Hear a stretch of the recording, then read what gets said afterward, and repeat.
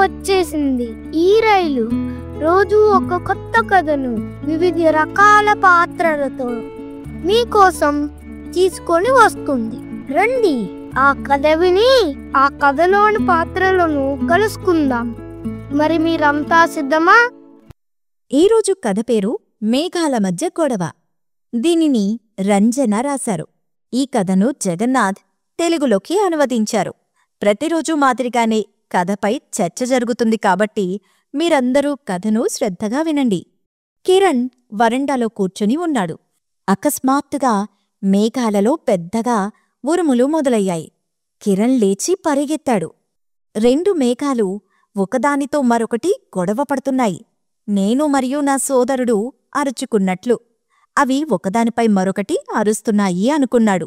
అప్పుడే వర్షం కూడా మొదలైంది. ఇది ఖచ్చితంగా ఒక మేఘానికి మరొకటి గట్టిగా కొట్టడం వల్ల అవి ఏడుస్తున్నాయి అనుకున్నాడు కిరణ్. ఆ వర్షం ఏకధాటిగా కురుస్తూనే ఉంది. అందుకే తెల్లటి మేఘం ముక్క ఒకటి ఒంటరిగా ఎగిరి దూరంగా వెళ్ళిపోతోంది.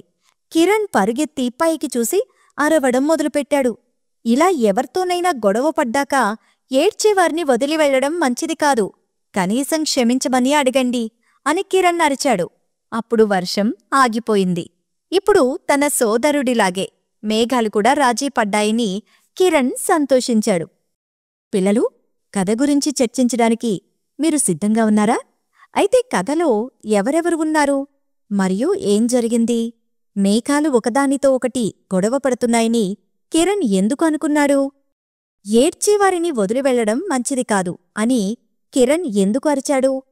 మీరు తరచుగా మేఘాల్లో ఉరుములు విన్నారా? మేఘాలు ఎప్పుడు ఉరుముతాయో చెప్పండి. మేఘాలలో ఉరుములు మెరుపుల వల్ల ఏం జరుగుతుంది? ఈరోజు మీ ఇంట్లో దాని గురించి మాట్లాడండి మరియు ఆ సంభాషణ యొక్క వీడియోను తీసి మాకు పంపించండి. రేపు మరొక కొత్త కథతో మళ్ళీ కలుద్దాం.